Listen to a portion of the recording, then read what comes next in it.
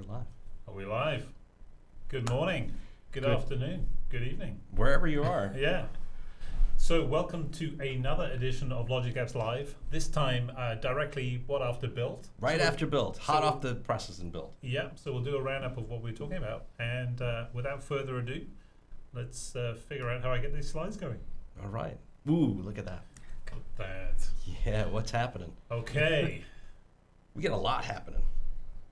We have. So what's new? What's new, Kevin? What's new? We have a bunch of stuff that's new. The biggest thing that we want to talk about, well, maybe not the biggest, but I think it's the biggest. Everybody has their own opinion. Yeah. Is the general availability of the integration service environment.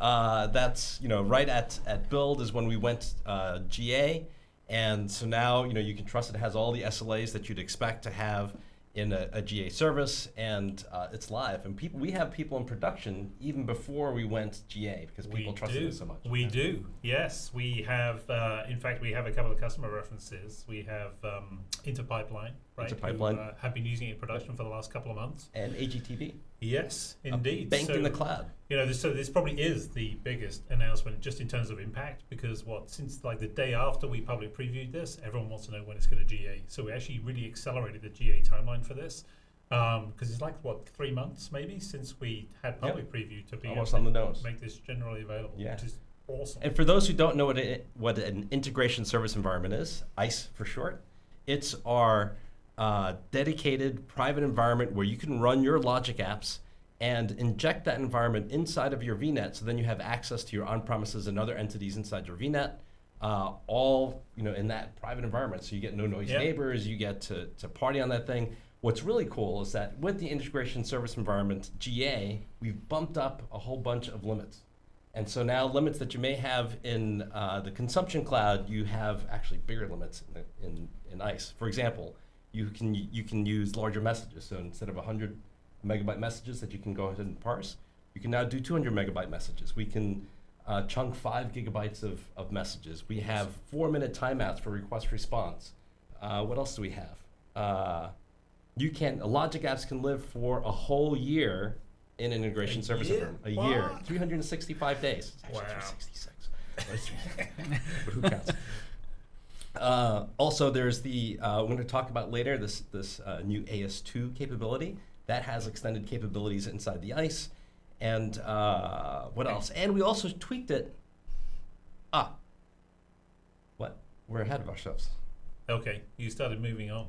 Oh, I didn't. No, not quite. No, I was still talking about ICE. Okay. So just one last thing about the ICE is that we've also tweaked it so that the connectors that run inside the ICE don't get throttled per connection. We just increase the throttles tremendously per connector. So now you can go and party on those connectors inside the ICE.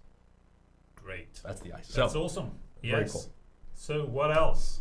Nobody saw this a moment ago when I No, that's okay. So the other big thing that we announced at 2 events actually, we talked about this at Build last week, and we also I went to SAP Sapphire event in Orlando and talked about this there as well, and launched the new SAP connector for Logic Apps as GA as well. Another really popular connector that people really wanted to know, when it was ready to be used in production environment. So we're really pleased to announce the general availability of that connector as well, and I shall be showing that very shortly. Awesome. SAP is awesome. We love SAP. We do. Derek. Inline code. Yeah, this is really cool. So we're giving you the ability to write code from right within Logic Apps. And we're previewing the JavaScript support right now. You can give that a try as we speak, and we'll give you a quick demo shortly after. Awesome. What else? We are live in Azure Cloud Virginia. So now we're in 3 locations in Azure Government Cloud, so Virginia, Texas, and Arizona. So you can go ahead and create your government applications in the cloud with Logic Apps. Good stuff. Yes. We've also, for a little while we had to constrain the managed identities number of identities you could have in your subscription. We've now worked out some of the issues that we had where we had to limit it, and so now we've increased that to 100, and we will increase it some more later on as we get some more usage and feedback. But now you can go up to 100 identities within your subscription. Yeah, and this is clearly a really useful feature because we got early feedback that people needed more than the limit that we had pretty quickly, right? So if you're not familiar with this and how this can help you in your Logic Apps kind of deployments and management of these identities, then I encourage you to check this out because it really makes deployments much simpler being able to use managed identities. Yeah, the identity is your Logic App. So you just give permissions to whatever service you want to the identity of your Logic App, and AED magic happens. Yep. All right. Sliding window Go trigger. ahead. So the sliding window trigger is a new type of recurrence trigger. And the difference between a recurrence trigger and a sliding window trigger is that we guarantee that we will call you on the schedule that you have, even if we've missed some. So, for example, if you have a 5-minute window and your Logic Apps has been running for longer than 5 minutes, if you have a recurrence trigger, the engine will be smart enough to say, we've passed that 5 minutes, so in a regular recurrence scenario, I'll call you in the next 5-minute window. In a sliding window trigger, people use those particularly for data sync scenarios, so that they use the data about that time window to determine their data sync. So now even if we've gone extended beyond that for some reason, we will tell you and then still instantiate that Logic App with those previous time windows. So that's why it's called a sliding window, where we will always tell you what that time window is for recurrence. Not like a sliding window.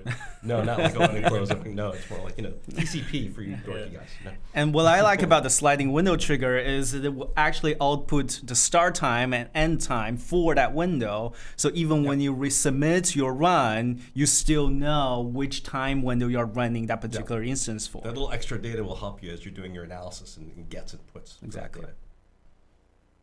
All right, what else? Derek, why don't you take this? Sure.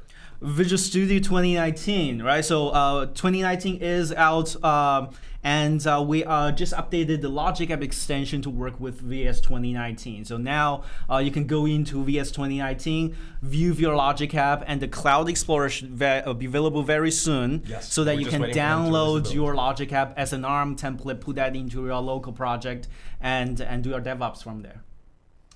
Yep. Moving on.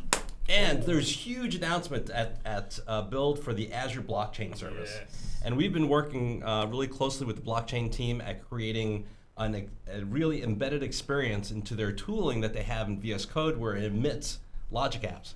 And so one of the other things that we've done is we added a new blockchain category and a number of templates to your designer to help you get started really quickly with blockchain. But blockchain is super exciting, and Mark Rasinovich was talking about it, and we're blogging about it. Yes. Super cool with stuff. Logic Apps as well, right? So this is a really easy way to get started. If you know nothing about blockchain, you know nothing about this whole space, Logic Apps makes it very easy to get started with the templates and the guidance and the documentation and everything else to really get stuck in and see what blockchain can do for your business, right? Blockchain is the future of B2B.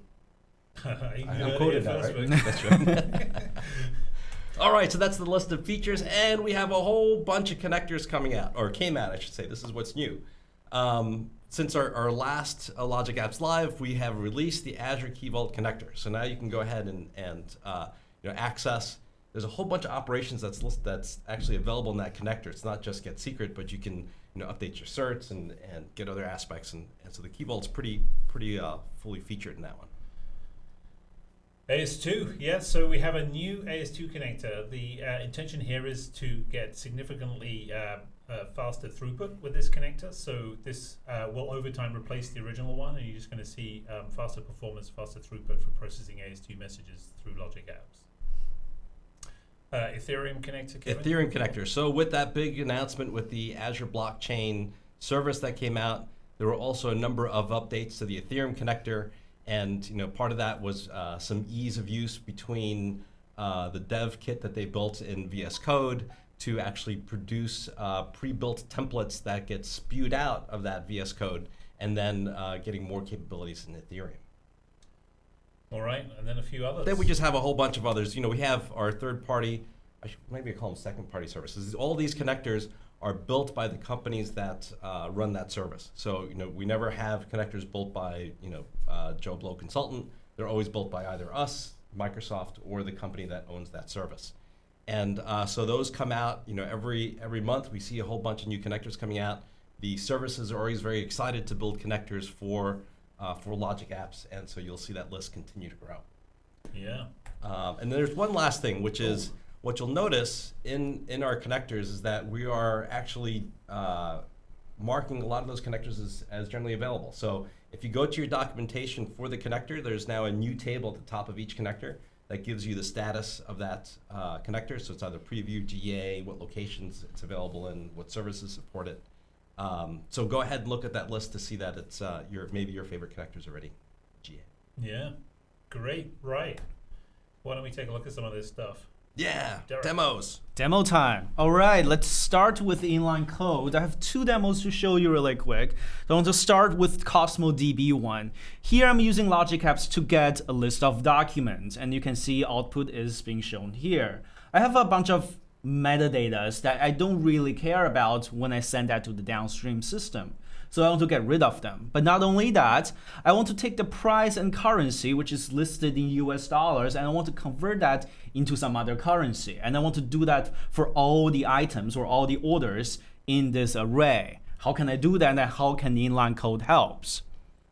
So if I go to the designer, you can see I have this inline code action where I can write JavaScript code right from within Logic Apps. I have this token called workflow context that give me access to all the data that I have from this dynamic content picker. So I can just click on documents and boom, I have this token. Nice. No longer need you having to figure out, oh, how do I pass data to, let's say, Azure Functions or an API that I have written somewhere else, and how can I consume that data? We take care of that for you. Now I have this data representing all the documents. What I can do is I can do a for each loop on it. So I'm just writing JavaScript here. And I say these are the properties that I don't really care. So I'm going to delete all those properties. But let's do something more. So I'm going to say i.price. And I want to say, let's multiply that by 7. So I'm converting that to Chinese yuan. Oh, you get IntelliSense? Yes, so we have some basic IntelliSense right now, and we're working on making it better. So let's say the currency is gonna be Chinese yuan, and just like that, I deleted a bunch of properties, I modified a bunch, and then with the return statement, I made that value available for downstream actions to consume. So let's save and run it. And then I'm going to switch here. So I have a run that had already been triggered. Again, if we look at here, remember all these IDs that I don't need, price listed as US dollars. And in the JavaScript output, I get Chinese yuan as a nice tidy object with only the information that I need. Now, here's the second demo. So the other thing people frequently ask for is I want to run some regular expression, and we don't have a workflow expression in Logic Apps to do that. Now with regular expression in JavaScript, you can do that from right within Logic Apps. This example I'm using when a new email has arrived. So every time people send me an email, I have this expression that extracts email addresses from the body of the email. Again, I'm referencing the body of the email, and I can do that by just clicking on the token picker. And then I'm just doing a regular expression match and return the result. So I've been getting emails, obviously, and let's see if we have any matches. Looks like this one doesn't have any, and if we have any luck, we should be able to find some. There it is. So there we have some emails that appears in the email body. Wow, you're really good at regex. Yes, I'm pretty good at it. Or I just copy pasted it from Stack Overflow. So that is inline code available for public preview with JavaScript support, and we have other new features, additions coming to the to inline code, and we'll mention really shortly. That was really cool. I mean, you wrote code. You didn't have to understand, what type of inputs you had, or how to format the outputs, or get some context to get the output into the right place. So simple. Awesome. Exactly. When we look at how people use Logic App, they're using connectors to get data and send data to somewhere else, but very often you have to massage that data to make it ready to be consumed by the downstream system. Right? People have been doing that, sending that to Azure Functions, sending that to an API app that they have written, or do something else. But very often you just want to write a few lines of code that runs in a split second, and configuring that external service is a lot of work. And we see it fail very frequently because people can't figure out how to pass that data and how you consume that data on the other end. And once you finish the processing, how do you pass it back? How do you make it token so that your downstream system can consume? And with inline code, we made that easy. So that's actually answers one of the questions we had online, which is, hey, when do I use inline code versus functions? So I think that's part of the answer. And the other part is, if you have really complex code that's reused all over the place, of course use Azure Functions. It's it's a great way to manage and have your serverless code. Exactly. But if you only got those few lines of code that you want to quickly write and get inside of your Logic app, inline code is awesome. Yep. So it's not designed to replace Azure Functions, obviously. The way I think about it, and again, we have documentation published for inline code at aka.ms/inline code, so you can take a look at. The few limits we put on is 5-second execution time, 50 megabyte data limit, and then, so with that in mind, your code has to run really fast, and you shouldn't be writing hundreds of lines of code. Whenever you need to set a breakpoint, say, to see what your code is doing, then it's probably a good time to go to Azure Functions or go to web apps to do that. But if you just want to run some regular expression, if you just want to do a loop, inline code is perfect. Awesome. Indeed, super handy stuff. All right, so John, you going to show us something? I'm going to try. So let's take a look at something else. So for long-time watchers of the show, you know that I love to provide super in-depth business enterprise-ready demos using kitchen sink, just throw everything at this. So without changing the tradition, I am going to show you an extremely complicated scenario using our new SAP GA connector. So let me just open this up. And I'm going to show you how easy it is to integrate Logic Apps with SAP. And in this case, I'm going to be calling a Logic App, firing a Logic App when something happens in SAP. So I What? can An start SAP off trigger? An SAP trigger, I know. So let's just kind of take a quick look at this. So the pertinent thing here is that obviously I'm configuring kind of where this traffic's coming from, which is essentially my SAP server. But it's this thing here, this Logic Apps program ID, because without any kind of footprint on the SAP side and without any kind of sort of configuration and things necessary for this, I can easily register my Logic App on SAP just by creating this Logic App, adding an SAP trigger, giving it a unique name, which is what the program ID maps to an SAP, and that'll enable me to remotely call a Logic App from SAP. So I just given it a name of Logic Apps, and then as I said, business. Very business-focused enterprise scenario. It's going to receive a message. It's going to receive a message in XML, and I'm going to initialize a couple of variables from that. So I'm just going to kind of hover over this. This looks too easy. Now there are a bunch of ways. That's because it is too easy. There's a bunch of ways to work with XML in Logic Apps. For this though, I'm just using our XPath expression built in, which gives you a really easy way of just being able to pull a value out. You can see I'm just kind of XPathing into the message and pulling out the value of X. And the next step, I'm doing the same thing with the value of Y because I'm taking two numbers. Now, I could use our fantastically marvelous new JavaScript inline code capability, but I thought I'd kind of show you a different way of doing this. You can also use XLT maps and a bunch of other things, depending on how complicated the XML coming in. I could also convert it to JSON and kind of pull the values out using a JSON schema. So lots of easy ways of working with data. But what I'm going to do is then take these two things, and let's just kind of open this up. And I'm going to add them together. So I'm going to take these two variables, X and Y, that I just initialized from the message coming in from SAP, add them together, and then return a response. This is groundbreaking stuff. I know it's people are probably like falling over themselves as like, can't believe this is really real. So I'm just going to now go over to SAP, which is also really real, and I'm going to pull up the BAPI, essentially the function that I have on SAP, and run it. So I've got this function here, and I can click this little test button. And I can type in a couple of values. Who wants to throw some numbers out? 42. I knew you were going to say 42. You going to say 42 as well, Derek? 21. 21, all right. And then this is where that program ID comes in. I'm going to type that in here, Logic Apps. And I'm just going to click this little test button, this execute. And when I click execute, boom, comes back 63. Unbelievable. You get to wear one of those SAP lab coats because you're like an SAP expert with just to show this is real, I can open this up. Because I was on Eastern time last week, so it's 2:20 in the afternoon. It's actually not 2:20 here. And you can see that I received the XML message from SAP. I can kind of look at this. Oops, look at this. Super simple message in this case. You can see but it's so easy to be able to take data from SAP and integrate it into your Logic apps, work with it, call off, mash it up with our other connectors and services that we have to really connect SAP to the rest of your organization super easily, regardless of where SAP is running. You could be running on premises, it could be running in S4HANA, in Azure, or in SAP's cloud, and be able to integrate bidirectionally between these two systems in a really natural, easy to use way. That seemed almost too easy. Almost too easy, I know.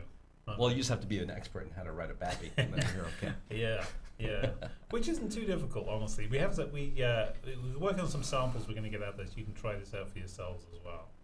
Okay, right. What do we have next? More slides, I guess. Yeah. So let's read. Let's see what's coming next. Ooh. Okay. What's next? In progress. So in the next weeks to few months, but this is mostly in weeks. We have a number of things coming to you. The first set is what's coming new in ICE. So the first thing that we're going to talk about is the connector manager. So in ICE, when you have an ICE, you have a set of ICE connectors. Those are the connectors deployed within the ICE that you can go ahead and use to talk to service endpoints or things in your VNet or on premises. And we will be releasing a new experience to allow you to manage those connectors. So that will allow you to delete some of those connectors if you don't want them in your environment, as well as add ones. For example, one of the ones that we will add is the SAP connector. One of the reasons why we have this experience, not only so you can see the connectors and how they're behaving, but also if you have to add a collateral to those connectors. For example, SAP has licensed SDK bits that you have to go and download yourself. So you need to upload this to the integration environment, and that'll be through the connector manager. The next big thing is the internal load balancer. So that's going to give you the ability to have a completely closed environment. Today, the ICE has the public endpoint for the request trigger. And the next thing we're going to do is release a version of ICE that has those with an internal load balancer instead of a public load balancer, so you can keep those locked down. So nobody can call it unless you have routes and you create something like an APIM in front of it to go and do that explicitly yourself. Cool. Inline code. So we're getting a lot of feedback from you guys on Twitter about inline code, and the biggest feedback that I've heard is more languages support. So PowerShell and C#, we're looking into supporting them in the near future. What's not mentioned here is also that inline code currently requires integration account to work, and we're looking into the possibility of extending that and allow you to use inline code even without an integration account. You can do DevOps and all that stuff. What else? Input-output obfuscation. So that's it. So why is that a big deal? Because it ties my tongue when I say it. No, but this is about secure outputs in your monitoring view. So today you can, we have a great feature in Logic Apps that allows you to see all your inputs and outputs for every single action in your monitoring view, and that really helps you as you go through runs and see what's happened with them. And with input-output obfuscation, we allow you to mark certain actions as obfuscated, so essentially secure the inputs and outputs of a particular action, for a couple reasons. One is, for example, we have the Azure Key Vault connector, and I don't want to see my secret that I pull out of Key Vault, so you can mark that as with secure outputs.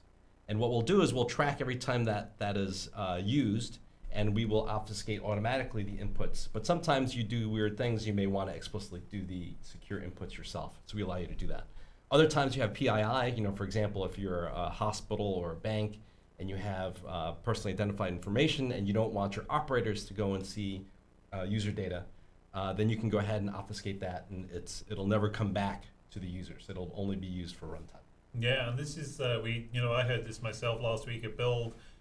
This is one of those features that, a lot of enterprises really love, because this, coupled with the Key Vault connector, coupled with the ability to control the run history, duration that we keep the data from, it really helps customers ensure that they're GDPR compliant, right? That they can make sure that no data is even visible inside of our tools or kept for any longer than they absolutely need to keep it, so they keep their environment clean and they can keep themselves compliant without having to worry about it. This is really the benefit of it being a platform as a service, as a serverless offering, right? It's like all this stuff is just like, you just let us take care of it and we'll you set up the configuration. Also for PCI compliance. I mean, we are PCI compliant as a platform, but when you're building an app on top of our platform, you need some more of that control as well. That's to right, hide stuff. because you're going to pass data through, and you know what the value of that data is, and they can control, the visibility of that data as well, right? Yeah. So good stuff. Okay, what else? User-assigned managed identities. So today we have system-assigned managed identities, which means that when you turn it on, the Logic app itself has its own system identity. It acts as the Logic app. Azure supports user-assigned identity, so that means you can create a user identity and now associate it with your Logic app. So then you can actually use that identity, create it once, and then just reference it in many different Logic apps to go ahead and give it permission instead of each Logic app that may need to access and resource. Great. And there's more. Oh, gateways across subscriptions. So this is a little pleaser for folks. So today you can have gateways, the on-premises data gateway, but we had restricted you to only use the gateways from the same subscription that your Logic apps is in. So today, or we're working on today, the ability for you to go ahead and look at any gateway across any subscription that you have a gateway in. So especially when you're dealing with larger enterprises that distribute a lot of these gateways for different purposes in different environments and different projects, this will be a great help. Yeah, just ease of management, right? So you can share one gateway across subscriptions to save having to set up a gateway or more gateways than you need. You got to run the gateways on VMs or machines on premises or whatever. It just makes that much simpler, right? Yeah. Okay, RosettaNet. So this is something that's kind of nearly done. Is RosettaNet support. RosettaNet is a supply chain protocol in B2B for primarily the kind of electronics logistics space. So this is something that is coming very soon, and it'll be out in preview, and we encourage you to take a look when it's released. Logic Apps loves B2B. Indeed. Yeah. VS Code. So we are getting a lot of downloads for VS Code. Thank you if you have tried it. If you haven't, make sure you give that a try. We're adding local Logic App project support into VS Code. The idea is with this update, we'll allow you to create a new local project of your VS Code, of your Logic app, and then you can build that project. Once you build the project, we'll generate a few artifacts for you. We'll give you the ARM template, so you never have to handcraft it yourself. We'll also give you the Azure DevOps pipeline YAML file. So what you do is you can then take that folder, push that into Azure DevOps, and we have a release pipeline set up for you automatically. With a click of a button or with a new commit, we'll automatically deploy your Logic app to Azure without you having to do any of the additional setup. So great, yeah. I mean, one of the things that's been really exciting to watch as the team is just more customers using more Logic apps, right? So kind of these areas around management, which some of these things we covered, like obfuscation and managed identities, but things like the actual code management as well as kind of the DevOps pipeline process becoming critical for customers as they use more and more and more, right? So it's great to get this validation from not just kind of before build, but also customers stopping by build at the booth and talking to us that like this stuff really matters to them. Like how do I take all these moving parts and package this up and easily deploy this? So more VS Code goodness and the ability to kind of control that through Azure DevOps is just goodness, right, for developers all around. Fantastic. Oh, yeah, more SAP goodness. More SAP. So we have some more SAP connected features coming as well. So they'll light up over the course of, I think, the next 2 or 3 months. We'll be releasing a few improvements to the SAP connector experience as well. So we mentioned earlier that we released the extension for 2019 and the capabilities to interrogate your Logic apps from Cloud Explorer is just waiting for the next ship from VS, but it's in there. And so once that update comes out, you'll see our stuff in the Cloud Explorer. Great stuff. And new regions. So yeah. these are I think our last missing public regions. And that's now. for now. Well, Yep. Azure is constantly creating new public regions, but at least after this Azure we'll is be just caught up. huge. At least for the public regions, we'll be Yep. caught up. And then we'll be behind because then they'll come out with some new, fancy, great public region in some crazy place. But all these are going to come out at once. At least that's our plan. So we're just going to go and blast them to these 4 regions for you guys. Good stuff. And then more connectors, so more IBM connectors. So we have the 3270 green screen connector that we previewed, I don't know, a couple of months ago. We'll be adding more IBM connectivity for CICS or KICS, depending on where you live in the world. This is the ability to kind of control transaction programs on the IBM mainframe, as well as being able to access host files. We have some other things as well that we've kind of got in the pipeline for easy IBM system connectivity as well. Yeah, we love those little machines. We do. What else have we got? SQL Azure AD. So we're adding a capability to Logic Apps that lets you do multi-auth and connectors. And so we'll have a rich multi-auth experience, so then you can add multiple types of authentication to your connectors. And one of the first ones we're going to be doing is SQL Azure AD. So now you can use your Azure AD identity to go ahead and authenticate to SQL Azure. Yep. Very cool. More SAP features. I think we just said that, Yeah, but we did. probably That's one two of places. the things that's interesting in that context is the next one down, which is the SAP connector enable for ICE as well, which is obviously a big deal when you want to keep control of your environment. You've got VNet connected, maybe running that over ExpressRoute and really locking it down. And your SAP system is obviously one of the key systems in your organization. You want to ensure you don't kind of leak access to that. So being able to run that inside the ICE and connect to it from the SAP connector is a big ask from customers as well, right? It's now. a critical scenario for us. I mean, the only reason that it's not out yet, because we really want it out, is it was waiting for that connector manager experience, so that you can go ahead and upload your package with that SAP connector when you turn it on. Cool. So. Yep. And the next thing is file system connector. It's one of those kind of important scenarios to be able to access your local file systems and access it. But what we had to do is we had to kind of rebuild that connector from scratch to make sure that it worked inside the ICE, as opposed to making some assumptions about the environment with the gateway, etc. So you'll get a brand new file system connector that's going to be awesome. And then we have Amazon connectors. Yes, So, those are like right on the edge. That guy keeps on getting interrupted. With if every you second. weren't aware that there are other clouds available, then hate to break it to you, but there are.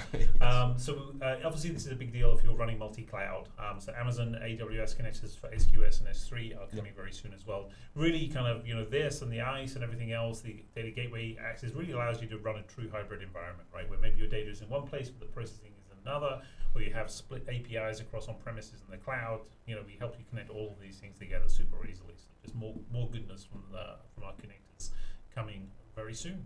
And then a couple of others.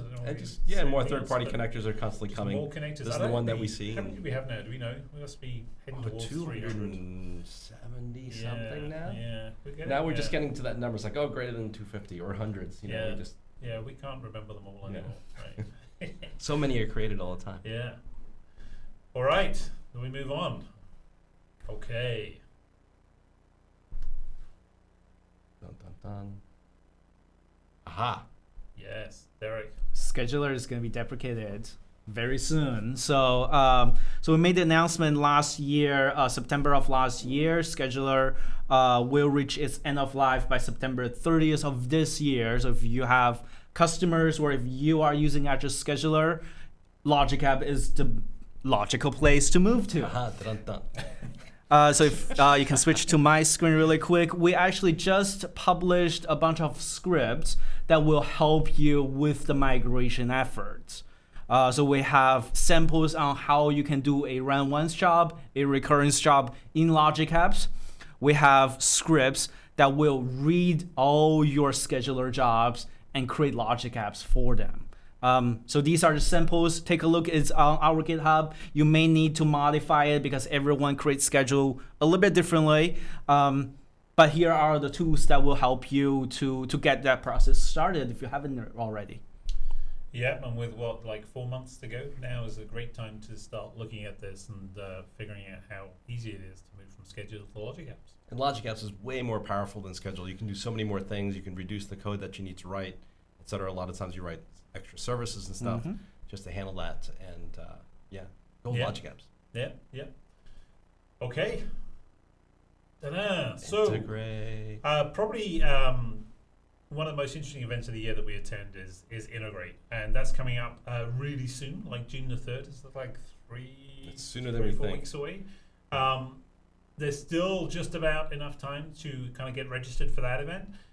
So we encourage you, if there's still availability, to kind of attend, and a whole bunch of the team will be across talking about everything integration. The whole Azure Integration Services. So that's Logic Apps, Event Grid, Service Bus, API Management, plus the functions team also will be there, and a whole lot of other teams as well. So a really great opportunity, not just to kind of hear from us in terms of what's new and what's coming, and but really an opportunity. It's turned into almost more of a networking event to really be able to engage with your peers and with the product group, and kind of learn about best practices from our MVPs and kind of what people are doing out there in the field, and really kind of learn and engage and experience the world of Microsoft integration.